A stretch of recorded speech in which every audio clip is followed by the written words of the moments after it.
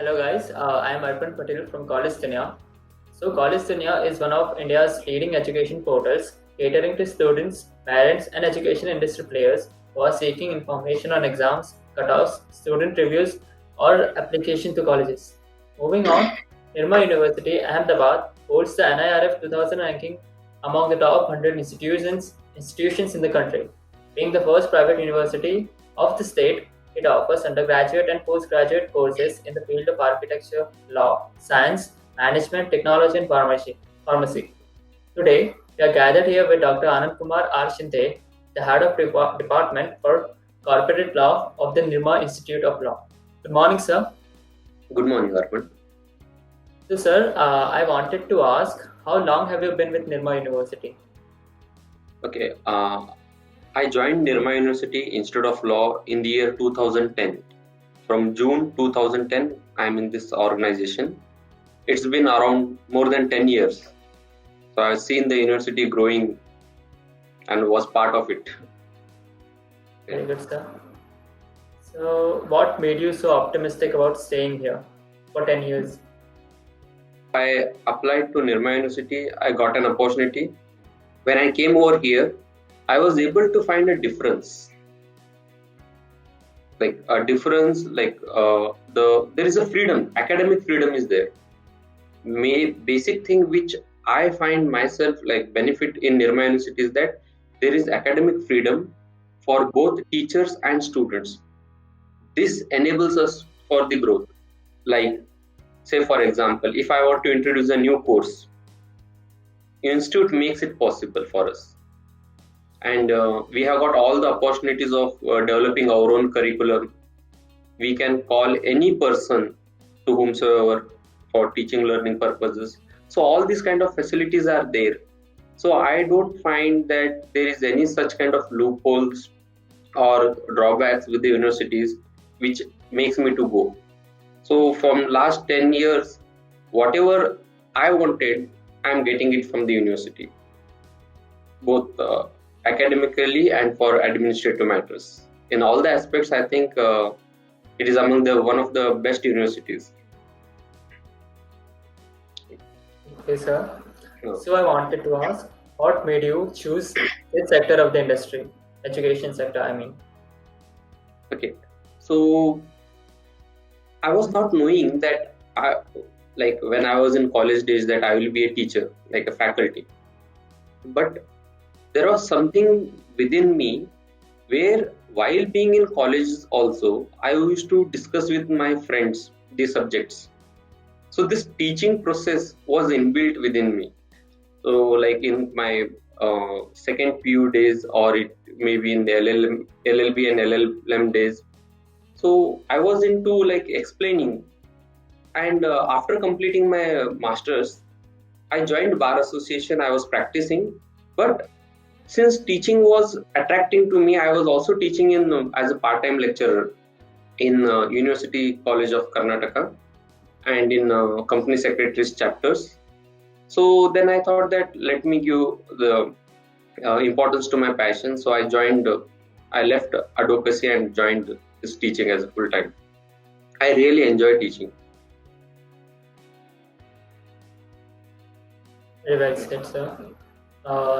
So, sir, you meaning to say that teaching is a passion that what drove you to this position of yours? Okay, so it enables us to think. It enables us to think more, in-depth analysis of any given thing. By actually teaching, we learn more. And when it keeps on the process, so there is a thinking developing. So that I like. So that is what I have seen practicing also. I have practiced for 3-4 years, and I have seen teaching also. So I think that academically there is more thinking. So that is which attracts me. That is why I am into this field of teaching. Okay, sir. So the next question I wanted to ask that what are the key decisions that led you to your current position of HOD? What are the key? Can you repeat? Yeah. What are the key decisions that led you to your current position? Okay. here, see, since I am from business and trade law department, I did my master's in business and trade law. So in Institute of Law, our director, for administrative convenience, the whole department is divided into 4 different branches: business law, constitutional law, criminal law, and another branch is there. 4 branches. So this for each and every branch we are having a area head, that social branch. Another is 4th is social branch. So I am heading this business and trade law. So in this business and trade law, we take care of all the commercial subjects, like business and trade related subjects, including IPR. We head that particular department, and we see that all the curriculums, all the teaching academic activities associated with that particular subject, we manage.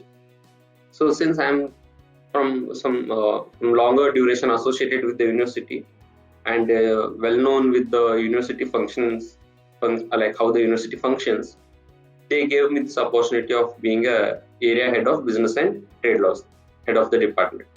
So I'm managing this thing from last 2 to 3 years as a head of business and trade laws. That's a very good track record, sir. Moving on to the next question. What do you think of the current education scenario? Regarding, because the current education scenario has got various aspects. Yeah, sir. So the main aspect I wanted to ask was the impact of this current crisis on the student lectures and interaction. Okay. See, this is I cannot say that it is not foreseen. This kind of situation should have been well foreseen by the concerned authorities. But okay, now the situation has come here. But what I can say that Nirma University, Institute of Law, has or is handling this particular situation in a very proper manner. We cannot have regular classes now on regular within the campus classes. We cannot have because of the norms of the social gathering and other things, prohibition, and in order to protect the health of student and faculties. But what Nirma University did is that from the day one, when this particular lockdown was implemented and when this particular crisis came, Institute spent some time in identifying the solutions, and it has actually invested in this online education mode. So now what university has done is that it has purchased certain softwares, like it has availed the services of certain softwares like Moodle, LMS you might be knowing, Moodle, so which enables the students to have subject-wise, course-wise platforms wherein teacher student can have interaction. They can have the assignments and their works, everything on that particular Moodle platform. We can conduct online quizzes. We can actually have interaction, like that one software the university has availed. Another is Cisco WebEx. Like now we are talking on this Google Meet. Okay, there is another software called as Cisco WebEx. So on that we conduct regular classes. We are conducting regular classes as if the regular college is going on. So regularly our college was from 9 to 4. So now also we are conducting classes from 9 to 4. But only difference is that students are at their home and faculties in the college. So we are taking the classes online. So here what we are doing, we are taking due care of the health of the students also. Like we are not having a more longer duration of classes. 50 minutes classes are there. So in that classes we have interaction with one-to-one student, all the students. And if due to some reason, if the student is not able to attend the class, the students can go through the video of that particular class, which is also available on this Cisco WebEx platform itself. Just there is a login ID and a password. If the student goes, those particular students who have missed, they can also go through. So this COVID situation has not much impacted on the teaching learning process of ILNU. We have just shifted ourselves from offline to online, and the process of teaching learning is going very well, and students are very happy. I'm taking regularly classes. At present, when we are talking, there is an examination going on. Examination of 7th semester students are going on through Moodle platform. So, I can say that Nirma University has handled this particular situation in a very proper manner. And at university, in order to facilitate faculties, families of the faculties and the student community, there is a core team made by the university to handle the COVID situations. Like if any student or if any faculty or if any member of the family of faculty gets infected with this particular COVID, what is to be done, where the person has to go, all kind of information, all kind of support is extended by the university. So that is how Nirma University is managing all this particular thing. Yeah, so that is very impressive from the Nirma University end. So along with this comes the question, how would you introduce your university right now? Would you like to include these points while introducing this Nirma University? You can include the brief points, like how online education is implemented by Nirma University. That point you can include. Brief points you can include. Sure, okay. Any other points you would like to explain? Other points in the sense regarding what? Means how you interact with the students and what opportunities are they given even with this online lectures?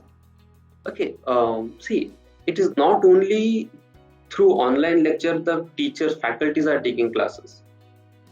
All the guest lectures, like in when we were conducting the classes offline, regular colleges, university was organizing conclave series, lecture series, guest lectures, everything was organized. The same thing is now again organized through online platform. We have series of lectures where eminent personalities they come and take classes. Now they are taking classes online. So recently we had conclave series in which eminent people came and they gave lectures. Student interactions were done. So there is no change. What I can say that thanks to the technology, thanks to the Nirma University, that there is no much change in the teaching learning process.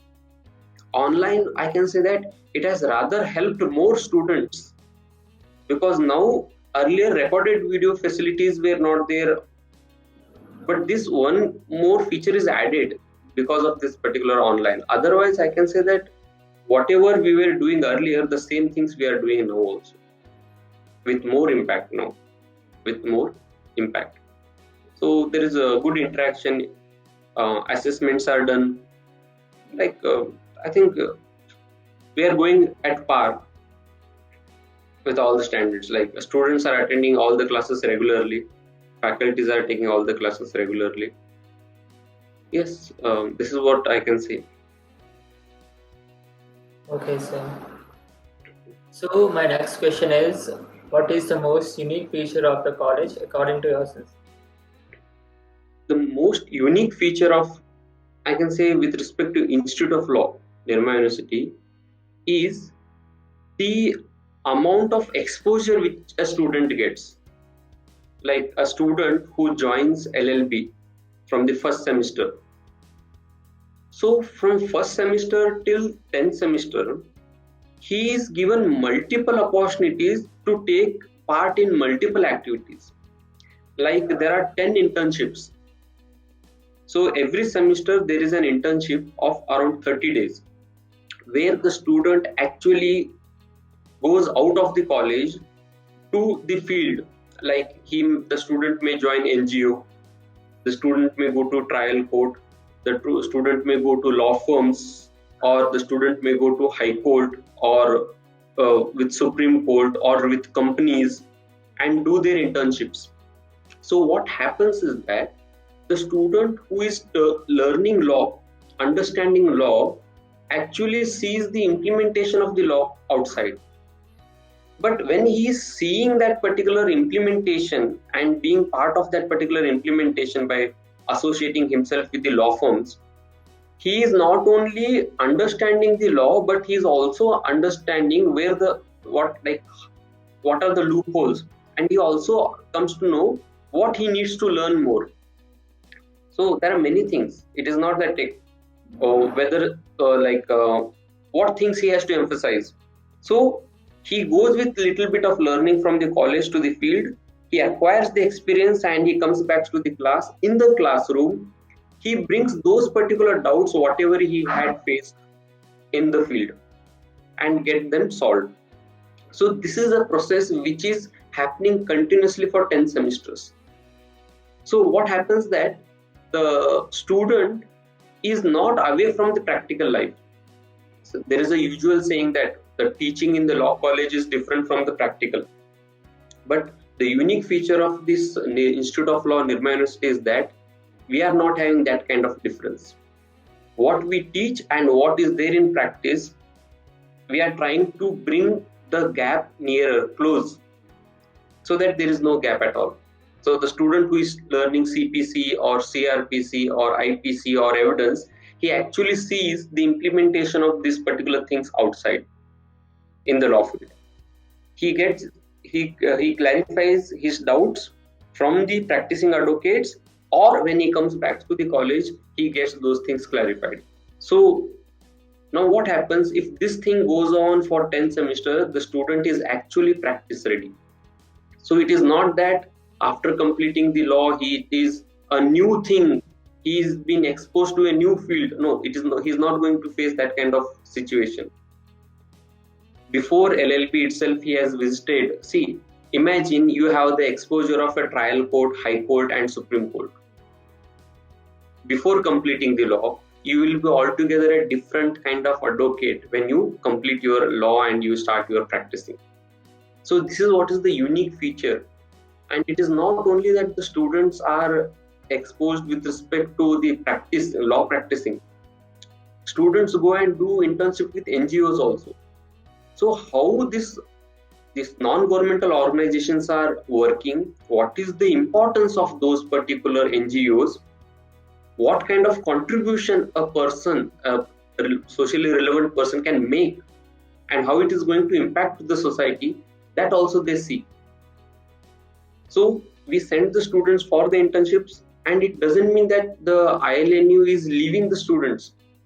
We send the students, but they have to make a report. They have to submit the report regarding what they have made an observation. And the institute faculties are also in continuous contact with those particular advocates or the head of the NGOs under whom our students are doing internships. So they are also submitting their reports regarding the students. We also have interaction. So it is not that the student is all alone there. Sometimes our faculties go to that particular NGO or to that particular law firm and talk with the concerned faculties and ask about how our students are doing, what are the good things, what improvements is required. So we are having a continuous. So I think this is one of the unique feature of ILNU, where while being in an institute, they are given a maximum exposure of the outside world. This is one thing. Then with respect to moot court, there is an internal moot court organizing committee, and so all the students, the first year and the second year students, compulsorily take part in the moot court activity, and they are sent. The maximum opportunities are given to the students to participate in the moot court. So that also develops the internal zeal of the students, that I also have to participate, and also makes them enable learning. And here the institute also supports them financially. It is not that the student has to bear all the expenses of going to the moot court. So some expenses, some portion of the expenses are reimbursed to the students. So this is also there. It is there. So I think these are the few unique features. There are so many things, but at present I can say these things. Yeah. So sounds like your university has a very good record of doing things and giving practical experiences to students. Yeah, That is definitely very attractive, which makes Nirma, among the one of the most good private universities in Gujarat. yeah, Obviously. yes. So, sir, I'm asking, could you share a few pointers on how you shaped your personality and psyche to reach your current position? Who's my personality or students' personality? Definitely. Yours. See here, I can say that I am dedicated towards my work. So when I go to like whatever the work is there of the university, and and see, I'm basically a teacher. I see that there is learning with the students. I see that there is learning with the students, and in order to make them learn, whatever is required to be done, that I do. If I talk about myself, I do all those particular things what is required for the better teaching or learning process with respect to this particular, that what I can say. And in Nirma University we have got all the facilities, like it is not that we are depending on some external sources. All the databases are there, all kind of online sources are there, so that enables us to like know each and everything current contemporary developments. So I think that enables us to have the effective teachings and learning process. So it is not only that the faculties are having the access to the resources, students are also having all the access to the resources. So that is what I can say, because personality would be a very big word for me. So restricting myself with respect to teaching, I can say that yes, I am dedicated towards my students. Not only me, all of my faculties, even our director, who is more dedicated towards the students' welfare. Students' learning and students' achievements are at priority, and we work for that 24 into 7 into 365. Yeah. Okay, sir. So I wanted to ask, how do you get in touch with students for extracurricular activities, especially during these times? Okay.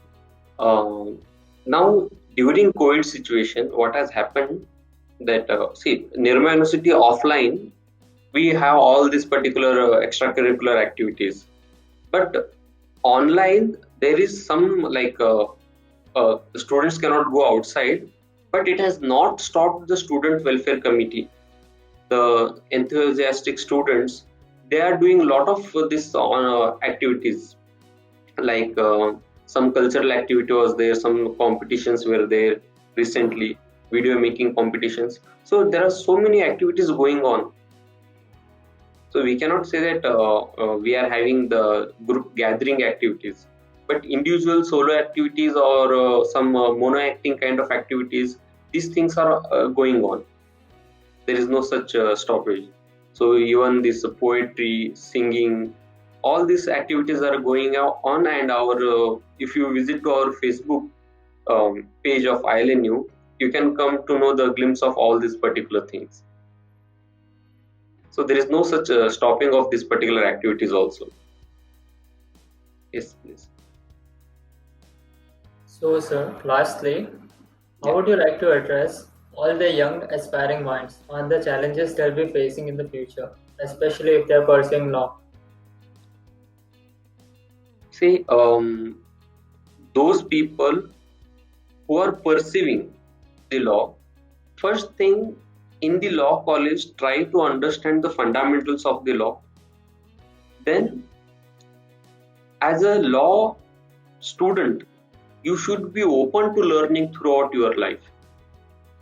Because one thing we have to accept, that society is changing, law is also changing, and it is a continuous process. It cannot be same. What was yesterday will not be today, and what is today will not be tomorrow. So as a law graduate student, you should be ever open for learning. Your learning should not be depending on any other person. So that is what is the key for the success for a law graduate. You cannot say that, yes, I know these particular laws. No, you have to keep on learning. Even if the law has not changed, see the social interaction of that particular law. What is the impact of a law on the society? What changes the society requires? What changes the law requires? This process should be inbuilt within the students. So this ability, if the students gain, then there will be always a success to the students. So that is what I can say, that the law graduate should always be open to learning. It's a continuous process. There is no full stop. Any person in the field of law should understand that there is no full stop. There is a continuation. Regular learning is a learning process which goes on forever, and continuously there will be development. That the law graduate has to understand. Yeah. Definitely, sir. That was very well said. So that was the last of the question. Yeah. So before we end this meet here, do you like to add anything to this meeting? Regarding any specific aspect? Regarding yourself or whatever you want to tell the students. Okay, now any student, any person coming up to your website and want to know what he or she has to do, first I think listen to yourself, what you want. Don't try to please any other person by joining some or the other courses. So see that what you like, what you want to be, what you desire. Because ultimately, it is your passion which will lead you to the growth. If you are not having passion, if you are not giving importance to your own desires, it becomes a little bit hard for achieving that particular success. So any person interested in engineering should try to pursue engineering and don't come to law. And if any person is interested in the law, so you join law and try to understand that law will enable a person to, like, it opens 1,000 doors. It is not that after doing law you are going to become only advocate. No. It opens 1,000 doors. You can do whatever you want. It's a means. But what I can say that try to follow your desires, particularly in education field. It is very important decision of your life. You are going to spend a lot of time, energy. So it should be properly channelized, and you should be knowing as a law graduate, and at this particular age, when a student age of 17, 18, the student should be knowing, should also learn the art that to understand what is good and what is bad, what is right and wrong, because there are good habits also, there are bad habits also. So try to self introspect, try to understand yourself, follow your desires, there will be success. That is what I can say at the end. Okay, sir. Thank you for your very insightful answers and your input to this meeting. Thank you.